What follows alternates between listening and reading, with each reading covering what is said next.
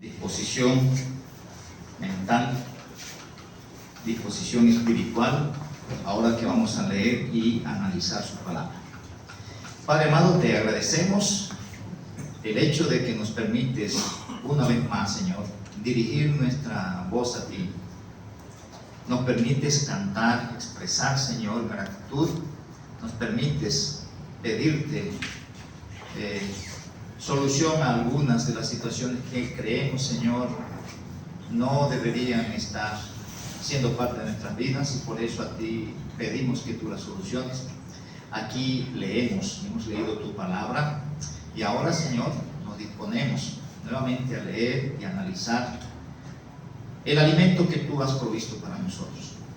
Reconocemos que el Espíritu Santo es el maestro de la iglesia, por lo tanto rogamos que Él acuda, Señor, a hacer esa obra en cada uno de los que estamos aquí en esta mañana, que tu palabra corra y sea glorificada en cada uno de los que la escuchamos, y que al salir de aquí, Señor, pueda evidenciarse de alguna u otra forma, Señor, ese alimento que tú provees para nuestra nutrición espiritual, que nuestra manera de pensar, de hablar y de actuar, Señor, puedan reflejar que tú nos estás alimentando.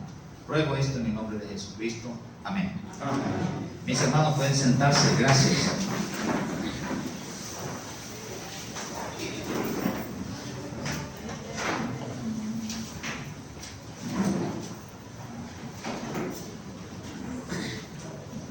Estamos en el capítulo 13 del libro de los Hechos, y el propósito en esta mañana es terminar del versículo 13 hasta el versículo 52. Vamos a tratar de hacer una maratón ahí, sacando las ideas principales como siempre hacemos. Uno de los énfasis que tratamos de resaltar y que se nos quede en nuestra mente al estudiar las Escrituras, porque eso nos ayuda a tener las ideas, nos ayuda a comprender lo que está escrito, es sacar los personajes y las acciones de cada uno de esos personajes.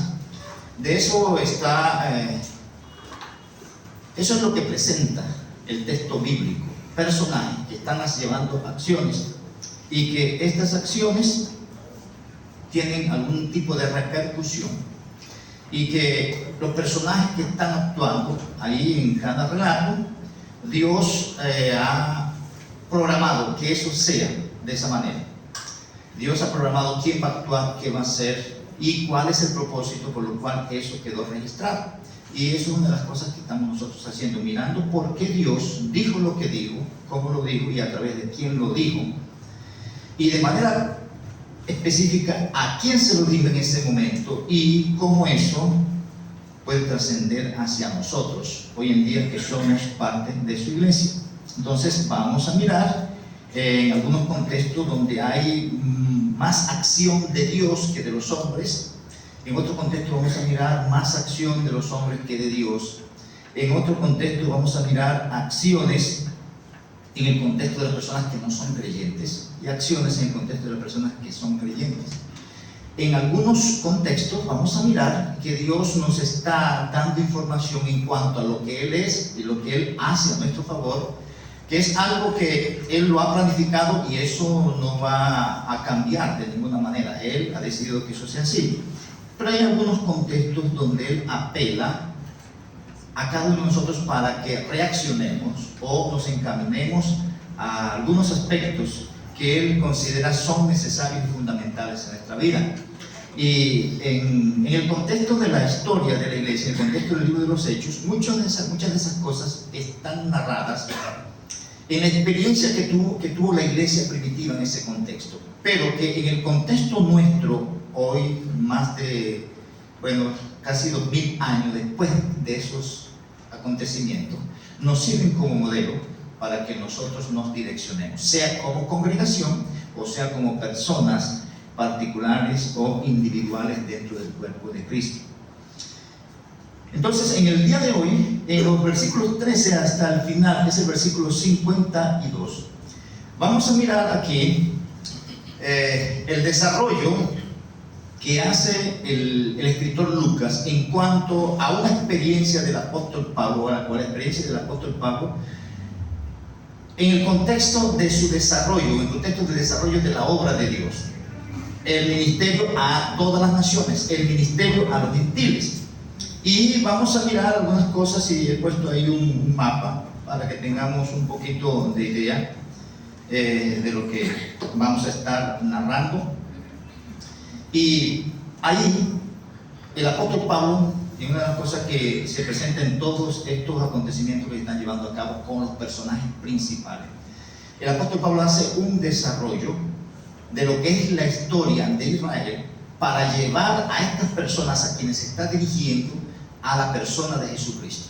Es decir, se usa todo el argumento bíblico para decirle a esas personas: ustedes están en pecado y necesitan a Jesucristo como el Salvador. Todo lo que ha sucedido para que ustedes ahora tengan estas buenas noticias. Y él va a usar las escrituras del Antiguo Testamento, que era lo que había en su momento. No tenían el Nuevo Testamento como nosotros hoy. Después que él hace una exposición, un resumen de la historia de Israel y cómo Dios prometió al Mesías y cómo vino y cómo lo rechazaron, cómo lo mataron ellos, les dicen: ustedes en estos momentos están en la misma condición de aquellos que lo rechazaron. Ustedes tienen entonces mirar qué van a hacer. Y es una exposición del Evangelio, porque y aquí es la expansión del Evangelio hacia las naciones. Ya hemos visto hasta el capítulo 12 que la mayoría de los acontecimientos o los hechos que están narrados se dan en Jerusalén, principalmente Judea. Y ahí en el mapa, ahorita cuando veamos el desarrollo del viaje, nos vamos a dar cuenta que ya Pablo, con todo el equipo que él tiene, va a extenderse y sube al norte, según lo que la ubicación en el mapa, va a salir a las demás naciones. No quiere decir esto que en esas naciones no hubiesen escuchado del Evangelio, sino que ya es una campaña oficial, organizada, estructurada, de parte de la iglesia para penetrar según lo que Dios les dijo que debían hacer en el capítulo 1, versículo 8. Entonces ya hemos visto, y aquí comenzamos en Hechos capítulo 13. El domingo pasado estuvimos hablando del versículo 4. Dice: entonces, enviados por el Espíritu Santo, descendieron a Seleucia y de allí navegaron a Chipre. Ellos, recuerden que están ubicados en Antioquía. De Antioquía, ellos van al puerto más cercano para ir a la isla de Chipre. A ver si consigo aquí.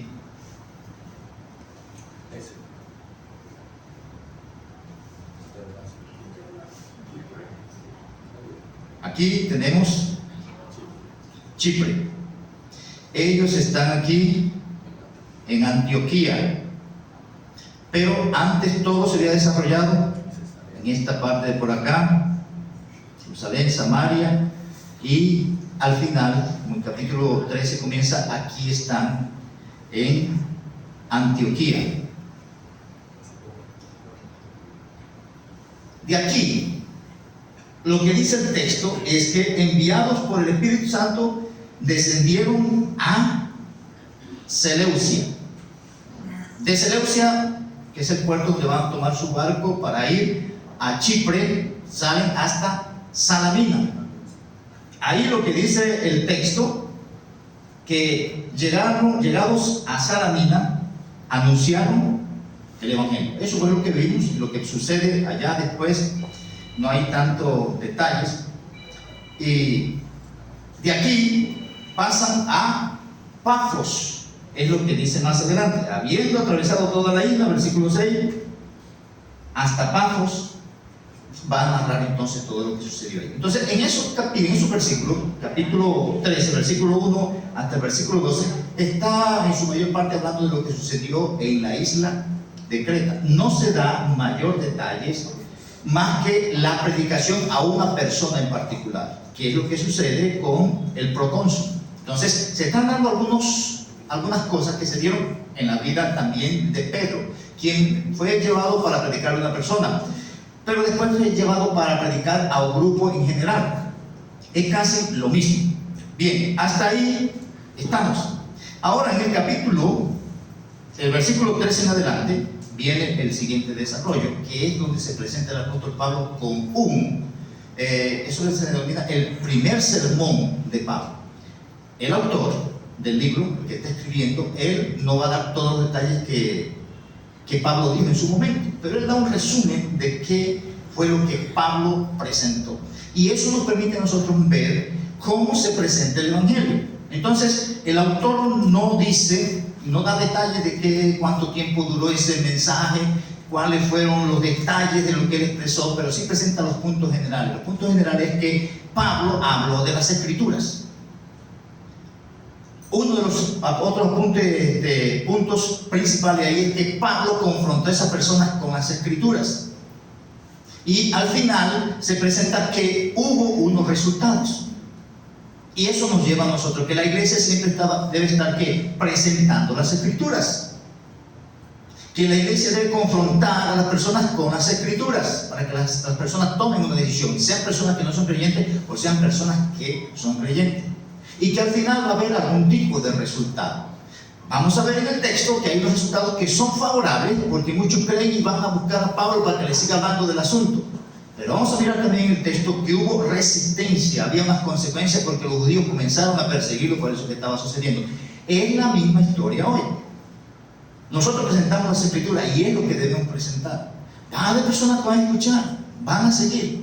De pronto usted, hablando con creyentes, usted va a amonestar a alguien. Mira, la Biblia dice esto, ¿por qué estás haciendo eso así? La persona decide irse por la maldad, o la persona decide arrepentirse y seguir el camino que Dios presenta. Pero el creyente debe presentar las Escrituras. Va a haber personas que, aparte de eso, de rechazar, entonces van a irse en contra de uno y hablar mal de uno y a perseguirlo a uno, que eso es lo que vamos a ver. Y es lo que a veces uno dice: yo mejor no hago esto para que esa persona no me vaya a tratar mal. No, independientemente de cuál sea la consecuencia, el que creyente debe para ser firme en sus convicciones y presentarlas tal cual como son. Porque Dios va a dar los resultados que Él tiene trazado. Y ese es otro de los aspectos que se presenta aquí en este texto. Que Dios va a ayudar al autor a presentar. Lo que se está dando aquí es algo que Dios ya tiene en su plan soberano. Entonces veamos los detalles que se presentan. Habiendo zarpado de Pafos, Pablo y sus compañeros, ¿qué dicen? Arribaron a Perge de Panfilia. Dice ahí, pero Juan, apartándose de ellos, volvió a Jerusalén. Aquí, ya después, como dice aquí, de Pafos pasaron a Perge. Llegaron ya al otro lado de la costa, y ellos van guiados por el Espíritu Santo, como desde el versículo 12, 4 se viene diciendo que ellos, enviados por el Espíritu Santo, van haciendo todos esos movimientos. Aquí se presenta que aquí en Perge abandona la misión Juan.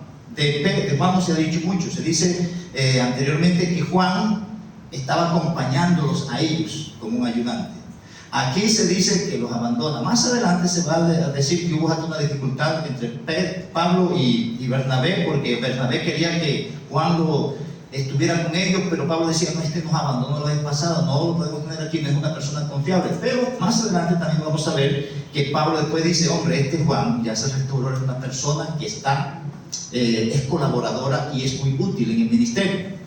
Pero esto para que veamos cómo van ellos llegando a las diferentes partes como Dios lo había establecido. Esto es para que nos demos cuenta que la Biblia está narrando lugares, personajes y forma de transportarse a las personas y qué es lo que tienen que hacer. Todo eso está diseñado por Dios, todo eso está en el plan de Dios, para que tengamos una idea de que Dios, lo que está dicho ahí, está dicho con precisión, con lugares, con personas, como todo lo de Dios, está bien planificado, bien organizado. De ahí que cuando uno habla en el contexto de la iglesia, uno debe tener plan y algo diseñado y organizado según las Escrituras, porque ese es el modelo que se presenta en las Escrituras. Y de ahí que uno dice: oye, hay algunas cosas que no deberíamos estar haciendo, sino que esto es lo que deberíamos estar haciendo. Y la guía en las Escrituras. Seguimos aquí. Dice: ellos, pasando de Perge, llegaron a Antioquía de Pisidia, y entraron en la sinagoga. Pero aquí dice, entonces llegaron a Antioquía de Pisidia. Ellos no se quedaron mucho tiempo en Perge. De ahí abandonan la misión Juan y ellos de aquí se van, suben a la parte más lejos.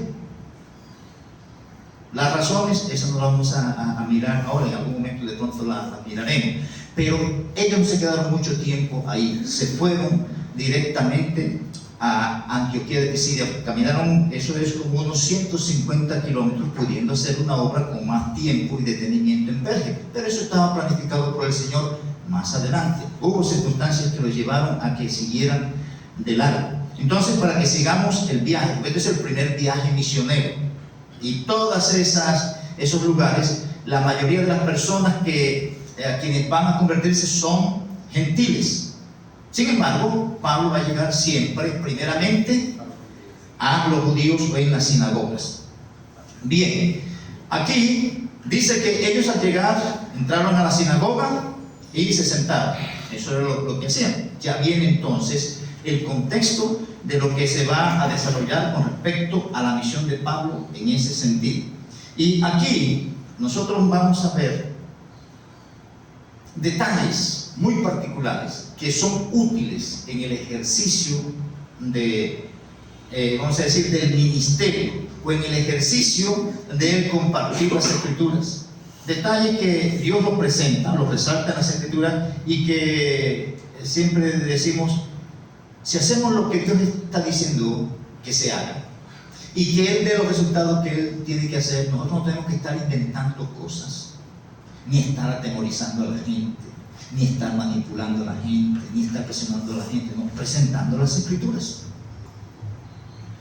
Dios dice que ella va a hacer aquello para lo cual la ha enviado. Uno muchas veces quiere mejorar las cosas con algunos detalles que uno le quiere agregar, pero ella no necesita eso. La palabra de Dios es viva y es eficaz y más cortante que toda espada de dos filos, y ella es la que penetra, no son las palabras nuestras ni cualquier tipo de explicación fuera de las Escrituras que nosotros podemos hacer. Es posible que eso nos ayude a tener un grupo grande, pero es posible que ninguno de ellos sean creyentes. Es fácil convocar gente, hay muchas maneras de convocar gente, pero a los que Dios llama solamente los llama a través de su palabra. Por eso la necesidad de uno como creyente y parte de la iglesia presentar las Escrituras independientemente de los resultados que vengan, porque los resultados no dependen de nosotros. Cuando llega el apóstol Pablo aquí, lo que dice, después de la lectura de la ley y de los profetas, los principales de la sinagoga mandaron a decirles: varones hermanos, si tenéis alguna palabra de exhortación para el pueblo, hablad. Eso era una costumbre entre los judíos en sus sinagogas. Ahí tenían varias cosas que hacían. Es más, algunas de las cosas que hacen nosotros vienen de esos modelos, que lo que había en las sinagogas. Ellos leían, cantaban algunos salmos y compartían. La diferencia es que allá algunas personas podían dar explicación. Claro que eso tenía su orden. En algunos contextos había desorden. ¿Recuerdan lo que dice en Santiago? Todo hombre sea pronto para oír y tardo para hablar. Eso es en un contexto de sinagoga donde todos querían estar hablando y participar. Le decían: no, cuando vaya a un lugar de esto, usted vaya primeramente o principalmente a prestar atención. ¿Qué es lo que Dios le está diciendo a usted? Pero en su momento aclararemos un poquito, ampliaremos más en el contexto de las actividades que se daban en la sinagoga y las participaciones. Pero el contexto habla de que en esas sinagogas algunos podían participar sin ser principales en la sinagoga.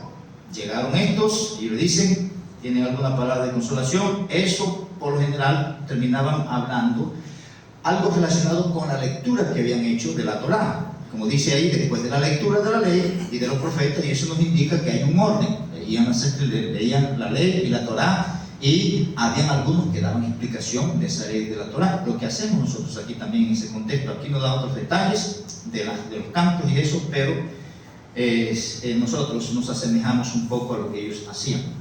Entonces Pablo, levantándose, echa señal de silencio, con la mano dijo, y comienza entonces a dar los detalles: varones israelitas y los que teméis a Dios, oíd. Entonces, de aquí en adelante, el apóstol Pablo, comenzando con la escogencia del pueblo de Israel como el pueblo de Dios, los va a llevar hasta la muerte, la sepultura y la resurrección de Cristo. Y veamos aquí los detalles, porque a él Dios le está presentando la oportunidad, y parte de esto es como para él quedar definitivamente: ya con judíos no tenemos que hacer más. Y al final del capítulo va a decir eso: no, hombre, nosotros venimos a darle esto aquí porque Dios nos envió a ustedes primeramente, pero ya que ustedes lo rechazan, nos vamos a los gentiles. Y esto, ese relato ahí está como determinando la posición del llamamiento de Pablo para ir a los gentiles, aun cuando él sigue yendo a esas sinagogas, y en muchas partes va a llevar la misma frustración, que él dice: hombre, que ustedes deberían, a ustedes no se les debería explicar esto porque ustedes lo saben, pero hay otros que no tienen idea de esto y lo van a aceptar mejor, que son los judíos. Los detalles aquí, vamos a ver cómo Dios, y resaltamos las acciones, el Dios de este pueblo de Israel comienza entonces. Esto fue lo que hizo. Primero, escogió a nuestros padres. Lo segundo, enalteció al pueblo, o sea, los hizo que fueran visibles por encima de las otras naciones. Y eso literalmente se dio así. Ya todas las naciones tenían temor de Israel en el proceso que Dios estaba haciendo con este pueblo. Y eso nos indica, eso nos lleva a nosotros a pensar que los que son de Dios tienen un cuidado y una protección de parte de Dios, que eso va por encima de nuestros cuidados y de todas las cosas. Nosotros a veces pensamos que nosotros estamos bien porque nos cuidamos. No, nosotros estamos bien porque Dios nos cuida. Y Él tiene un compromiso con los que Él ha escogido. Y Él les va a dar aquí, el apóstol Pablo va a darle información a ellos en cuanto a todo lo que Dios ha venido haciendo, dándole información bíblica. Y después los va a confrontar: bueno, ya usted sabe esto, ahora ¿qué? La misma historia con nosotros. Es más, cada sermón que damos es lo mismo. Pero cada uno de nosotros decidimos si nos vamos a sumar a eso o vamos a hacer algo contrario a eso. Y seguimos cultivando. Pero el propósito es que haya una respuesta conforme a lo que Dios está diciendo. Eso no apunta a otro lado. A eso siempre está apuntando. El otro aspecto que le dice ahí, y estoy resaltando los verbos: los sacó. Entonces enalteció al pueblo, siendo ellos extranjeros en Egipto, eran esclavos en Egipto, y con brazo levantado los sacó, los escogió, enalteció y sacó.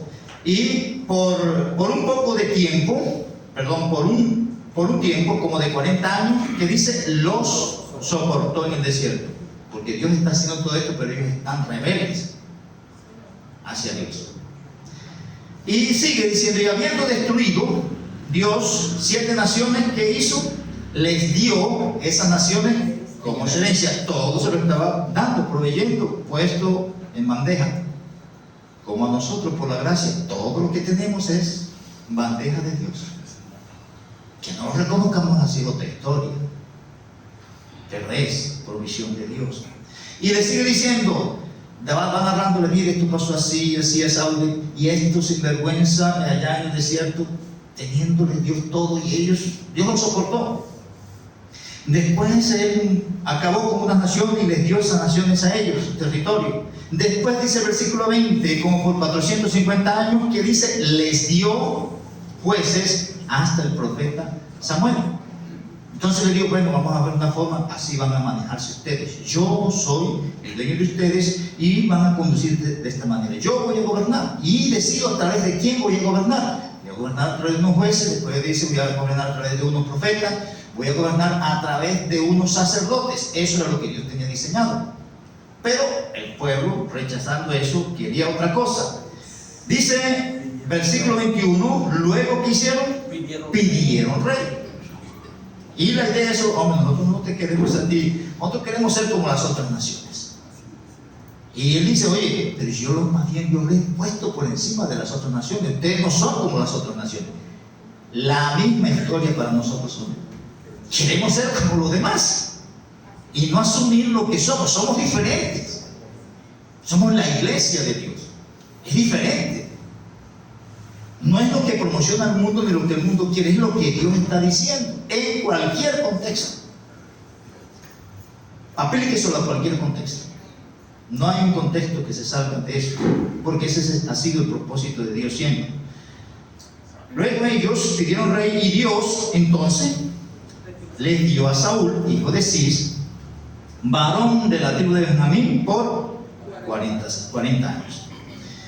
Quitado Dios le levantó por rey a David, de quien también dio testimonio diciendo: he hallado a David, hijo de Isaí, varón conforme a mi corazón, quien hará todo lo que yo quiero. Entonces ya comienza a ver, después de esto, Saúl la embarró, pero él tuvo misericordia y levantó a alguien, y ahí dice, conforme al corazón de Dios. Y el texto dice literalmente que lo que está relacionado de alguien que va conforme al corazón de Dios es alguien que hace lo que Dios quiere. Eso es lo que dice el versículo final. Si ustedes conforme al corazón de Dios, quien hará todo lo que yo quiero. Ese es conforme a mi corazón, o sea, está haciendo lo que yo en mi corazón quiero. Por eso Él es de mi corazón. Y de ahí todo lo que está diciendo: oye, haga lo que yo estoy diciendo, porque si no, su corazón está por otro lado. Y si está el corazón por otro lado, pues todo el resto está por el otro lado. Y Dios va a estar en un segundo plano, aunque decimos que Dios es lo primero, pero es la experiencia de vida cristiana lo que identifica en realidad cuál es su prioridad. Y aquello a lo que usted le dedica tiempo, dinero y energía, eso es su prioridad. Mira a ver si es Dios. Si es otra cosa, usted puede seguir diciendo que Dios es su prioridad y estar mostrando su prioridad en algo diferente.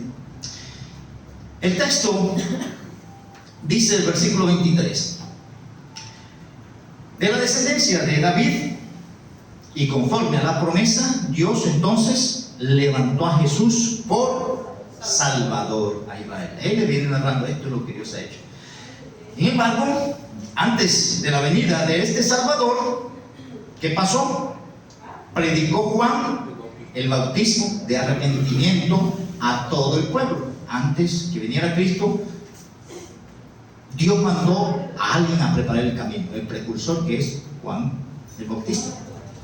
Después dice: mas cuando Juan terminaba su carrera, ¿y cuál era la carrera de él? El bautismo de arrepentimiento, que se terminó ese bautismo de arrepentimiento que prepara el camino de la venida del Señor. Y por eso es que no hay un bautismo de arrepentimiento en ese contexto de Juan el Bautista, porque no es un bautismo en el contexto de alguien que se está bautizando en alguien que resucitó, porque Cristo ni había muerto aún. Y dice ahí, cuando Juan terminaba su carrera, él dijo: ¿quién pensáis que soy yo? Dicen: yo no soy él, mas he aquí viene tras mí uno de quien no soy digno de desatar el calzado de sus pies. O sea, el que viene y lo que yo he hecho, eso no es nada relacionado con lo que, por eso es que Juan va a decir: el que viene detrás de mí, él va a bautizar en Espíritu Santo y fuego. El bautismo de arrepentimiento es algo que se queda ahí. Dice el versículo 26, entonces llama la atención a ellos. Ahora, ya después que le explica las cosas, le dice: varones hermanos, hijos del linaje de Abraham, y todos los que entre vosotros tenéis a Dios, a vosotros es enviada la palabra de salvación. Dice: esto que se ha dicho, eso está enviado hacia ustedes. Y de aquí en adelante, él va entonces a presentarle cuál es el propósito de lo que el texto o de la declaración de la historia bíblica que ha narrado tiene. El propósito, y él dice ahí, aquí hay,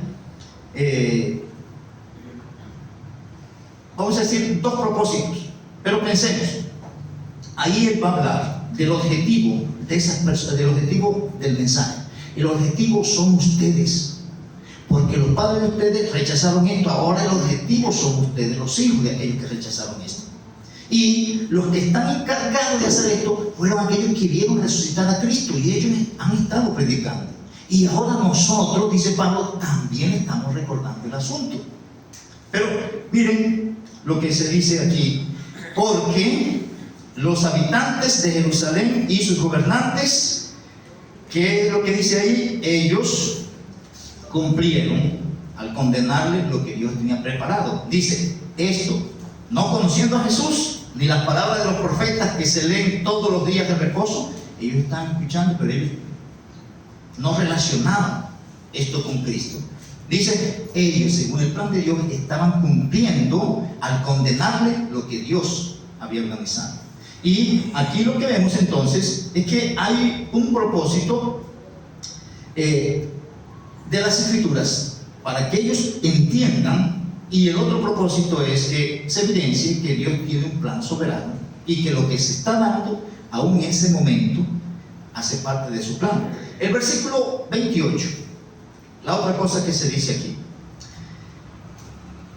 sin hallar en él causa digna de muerte, que hicieron, dijeron a Pilato, mátalo. Pero eso estaba organizado por Dios. Por eso dice el versículo 29, y habiendo cumplido todas las cosas que de él estaban escritas. Eso estaba organizado por Dios. Quitándole del madero, lo sepultaron. Entonces, mire, esto fue lo que pasó. Los habitantes de Jerusalén y los gobernantes, ellos no entendieron lo que yo les estoy explicando ahora.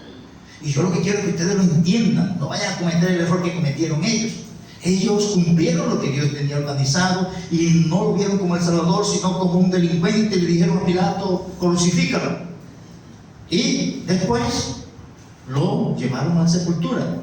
Pero como ese es el que Dios ha puesto, Dios iba venciendo todo, y dice el versículo entonces 30, mas Dios le levantó de los muertos. Y viene entonces, ya después que él ha sido levantado, versículo 31, y él se apareció durante muchos días a los que habían subido juntamente con él de Galilea a Jerusalén, los cuales ahora son sus testigos ante el pueblo. Entonces, miren, no cometan los errores que cometieron sus padres. Ellos lo mataron, lo rechazaron, no lo tomaron como el Salvador que es, el Salvador que envió para Israel. Y aún cuando lo mataron, Dios lo resucitó. Y él, a esos que estaban con él, le dijo, vayan y den testimonio de esto. Y esto que estuvieron aquí lo están haciendo. Y entonces después dice, y nosotros también os anunciamos el evangelio de aquella promesa, es hecha a quién, a vuestros padres. Entonces lo está confrontando, sus padres hicieron esto, no vayan a cometer el mismo error. Ya se les explicó las Escrituras, ya se les dijo que este es el propósito, ahora ustedes tienen que reaccionar ante eso. Y sigue diciendo entonces acerca de eso que le sucedió a los padres y la promesa que se le dio. Esa promesa que dice ahí, Dios ha cumplido a los hijos de esos padres. Y él dice, ¿quiénes son esos hijos? Dice ahí, a nosotros. ¿Cómo la cumplió? Resucitando a Jesús. Aquel que mataron, mire, Dios lo volvió a levantar para que ustedes reconozcan que es ese. Y otra vez, aquí va a dar el argumento bíblico de estas cosas. Mire, Dios lo resucitó, como está escrito también en el Salmo 2, mi hijo eres tú, yo te he engendrado hoy. Y en cuanto a que le levantó de los muertos para nunca más volver a corrupción, lo dijo así, os daré las misericordias de David. Versículo 35, por eso dice también en otro salmo, no permitirás que tu santo vea corrupción. Le está dando información, ya resucitó. Si es verdad que resucitó, eso fue escrito una y otra vez, y eso es verdad. Y les dice, ustedes creen un poco en David, el principal rey de Israel. Y le dice el versículo 36, pero porque a la verdad David, habiendo servido a su propia generación según la voluntad de Dios, ¿qué pasó con él? Durmió y fue reunido con sus padres y vio corrupción. Mas aquel a quien Dios levantó no vio corrupción. Entonces, viene entonces el versículo 38, lo que es una confrontación. Ya tiene la palabra, ya se le explicó esto, otros lo han rechazado, ahorita ustedes tienen que decidir. Y le dice ahí, sabed, dice el versículo 38, comienza con ese verbo, sabed. Y eso ahí está, en español está escrito la conjugación en imperativo, pero no es un imperativo en sí. Eso podemos pensar más como un gerundio, o sea, es como decirles, ya yo les expliqué la cosa, ahora dice, bueno, sabiendo esto que les he dicho, esa es la idea, sabiendo, ahora que ya saben la cosa, varones hermanos, ¿y qué es lo que saben?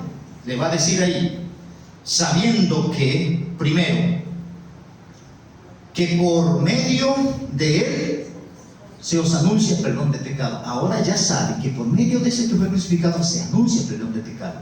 Y la otra cosa que saben, y sabiendo que todo aquello por lo que la ley de Moisés no pudiste ser justificado, en él es justificado todo el que cree. Si saben eso, ahora que ya entienden eso, sabiendo que eso es así, que por medio de él se tiene el perdón de pecado y que por medio de él es la única forma de ser justificado ante Dios, les hace este mandato aquí. Mirad pues que no venga sobre vosotros lo que le pasó, lo que está escrito en los profetas. Entonces le dice, tengan cuidado de desechar así como lo desecharon sus padres. Y sigue el texto en esa declaración. ¿Qué fue lo que pasó? ¿Qué dijo el profeta? Mirad, oh menospreciadores y asombrados. Pero miren la tercera palabra, menospreciadores. Y ustedes ya saben que su padre menospreciaron, ustedes ahorita pueden estar menospreciando. Es lo que le está confrontando. Y dice, porque yo hago una obra en vuestros días, obra que no creeréis si alguien os la contare. Continuamos. Vienen entonces aquí. Vamos a hablar de lo que es los resultados. Ya después que Pablo dio la explicación, y es una explicación bien clara para él, por eso él le dice, ya ustedes saben que esto es así, esto ha quedado claro, así que miren a ver qué van a hacer. Y viene, dice el versículo 42, cuando salieron ellos de la sinagoga de los judíos, dice aquí que quienes, los gentiles, le rogaron que el siguiente día de reposo, que les hablase de estas cosas. Ya vienen los resultados. Y dice, los gentiles, ya hay un resultado favorable. Estas personas tienen interés en el Evangelio. Hay que seguirles hablando y quieren que se les siga hablando. Ese es el primer resultado y especifica los gentiles. Dice el versículo 43, y despedida la congregación, viene aquí muchos de los judíos y de los prosélitos piadosos, que dicen, siguieron a Pablo. Entonces aquellos quieren más información y dice que se les vuelve a hablar del asunto, y porque ellos no tienen claridad en muchas cosas, porque son gentiles, no tienen tanto detalle como los judíos, que sí saben y tienen detalle del judaísmo y de la promesa de la venida del Salvador. Por eso esto, ¿qué es lo que hacen? Siguen, pero los otros necesitan más información, y es lo que Pablo después va a dar. Y a estos que creyeron y que siguieron a Pablo, dice que hablándoles les persuadían a que perseverasen en la gracia de Dios.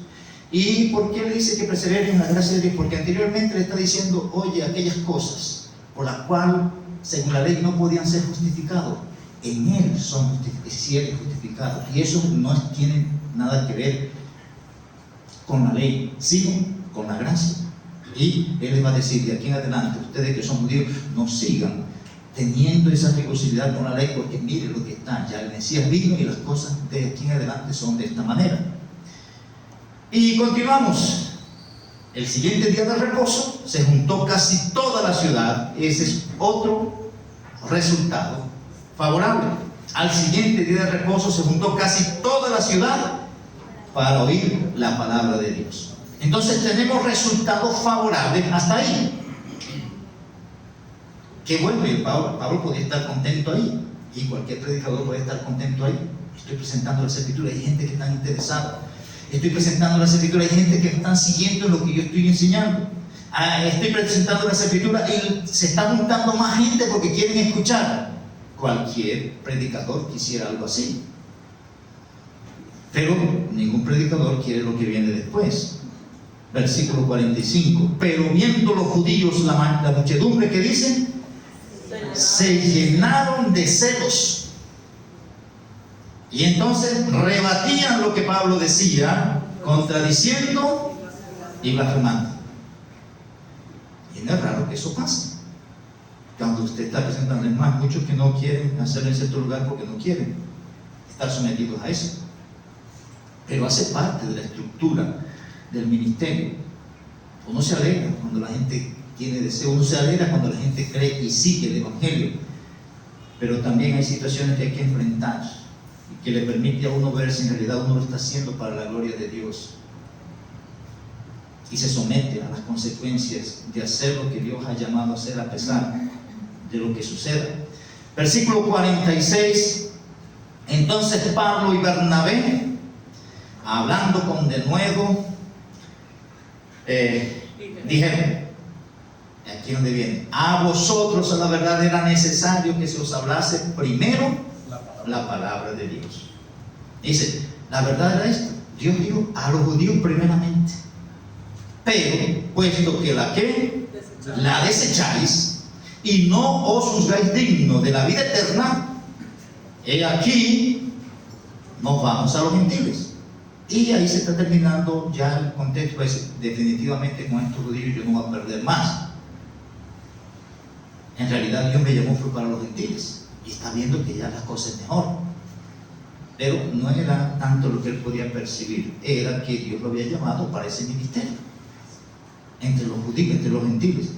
Porque así nos ha mandado el Señor diciendo: te he puesto para luz de los gentiles, a fin de que seas para salvación hasta lo último de la tierra. Y por eso estamos diciendo del el viaje, cómo va, ya hasta lo último de la tierra, va para todo, vamos a decir, lo conocido en ese momento, porque eso era lo que Dios le había dicho. Versículo 48. Los gentiles, oyendo esto, ¿qué dice? Se regocijaban y glorificaban la palabra del Señor. Es interesante que resaltan en la palabra. No están resaltando el testimonio de Pablo, o no están resaltando de pronto algún chiste, una idea que él dijo particular. En su mente se queda el versículo, en su mente se quedan son los textos bíblicos. Porque a veces en las enseñanzas, a veces la gente se queda con la ilustración que el predicador da,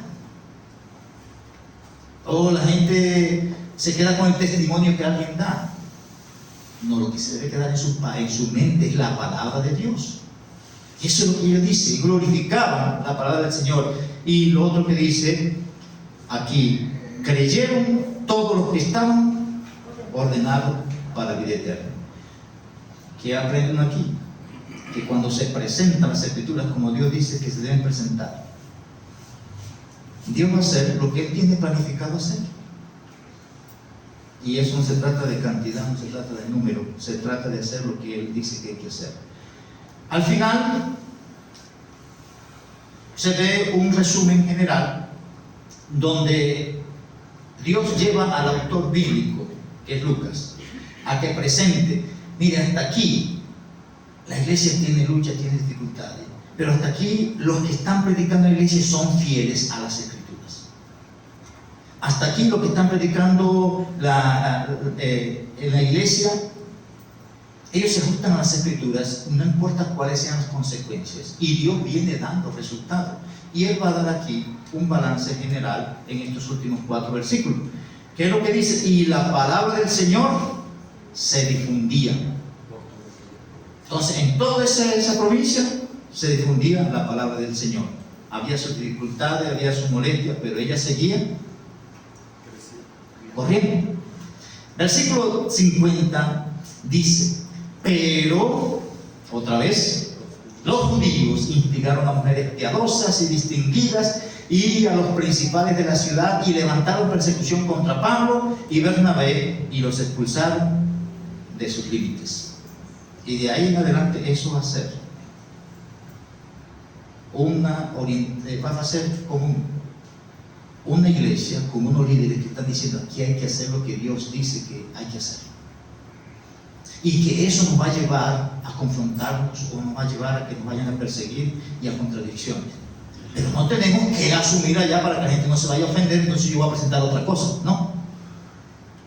Eso es lo que ha pasado, que a veces la gente quiere presentar no lo que la Biblia dice, sino de otra manera. Porque eso evita persecución, porque eso evita comentarios y cosas así. Es más, en el contexto nuestro, como hemos dicho, a veces hay lugares donde no nos queremos identificar ni como creyentes. Y partiendo desde ahí, cualquier otra cosa puede presentarse también.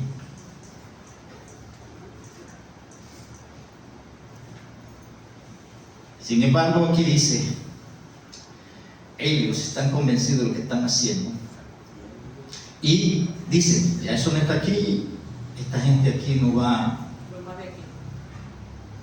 no vamos para otro lugar. Y eso estaba en el plan de Dios. Ellos entonces, sacudiendo contra ellos el polvo de sus pies, llegaron a Iconio. Y es lo que vemos aquí, ya después de Pisidia, de Antioquía de Pisidia, ellos se van a Iconio. Y todo eso Dios va mostrando la forma de cómo tienen que moverse. Pablo podía percibir la situación y Dios le guiaba hacia dónde y cómo tenía que moverse. Y lo último que se dice es que los discípulos estaban con dos características: llenos de gozo y del Espíritu Santo. Cuando ustedes ven el contexto donde ellos están viviendo, la cosa es complicada. Oye, ellos están gozosos, pero si hay lo que hay es ambiente hostil, difícil. Pero se juntan dos cosas: son llenos de gozo y del Espíritu Santo. Cuando el Espíritu Santo está controlando las acciones del creyente, las consecuencias que vengan por hacer lo que Dios dice que hay que estar haciendo, eso es el consuelo del Espíritu Santo, que le permite a uno sobrepasarse esas cosas. De ahí que ustedes ven que en el contexto de la primera iglesia, comenzando desde los apóstoles, ellos decidieron aún dar su vida por el Evangelio, por su fe. Y estoy hablando comenzando por los apóstoles, porque tenemos registros, aparte de las escrituras, en la historia de la iglesia, de los miles que murieron con tal de permanecer fieles a las escrituras. El consenso general en la iglesia evangélica hoy en día es que mientras más nos alejamos de lo que dice la escritura, mientras más nos alejamos en el tiempo de hace 2000 años, la iglesia va perdiendo su piedad, va perdiendo su temor al Señor y se va ajustando a otras cosas. A pesar de que la iglesia, mientras más pasa el tiempo, sabe más de la Biblia. Mientras más cerca está la iglesia a lo que fue la muerte de Cristo, la iglesia fue más santa. La iglesia fue más temerosa, la iglesia fue más piadosa. Aún en el contexto nuestro, no tenemos que irnos tan lejos. En la vida de cualquiera de ustedes que es creyente, en sus primeros años, usted fue más temeroso, más piadoso al Señor y sabía menos de las escrituras. ¿Por qué se va a ver mi hermano eso así? Si debería ser lo contrario. Mientras más conozco, yo debería ser más piadoso, más temeroso de Dios. Sin embargo, eso es lo que está sucediendo. Y por otro lado, también en las escrituras eso está profetizado, porque vendrán tiempos peligrosos en que habrá esto y esto otro. Sin embargo, hay exhortación. Mas tú, siervo de Dios, sé fiel y no ocúpate en esto, y da detalles que en otro contexto vamos a resaltar. Voy a orar. Amado Dios, te doy gracias por tu palabra y por permitirnos, Señor, sacar el tiempo una vez a la semana, cada domingo, para dedicar este corto tiempo para estudiarla, para analizarla. Haz que el Espíritu Santo, Señor, nos convenza en cualquier contexto donde necesitamos convicción y que nos dé la fuerza, que seamos llenos por Él para experimentar, Señor, lo que debe experimentar cada hijo tuyo. Y como se dice aquí, que los discípulos estaban llenos de gozo y del Espíritu Santo, que nosotros podamos experimentar eso también en el contexto de la extensión de tu Evangelio. Te pido esto, dándote gracias en el nombre del Señor Jesucristo. Amén.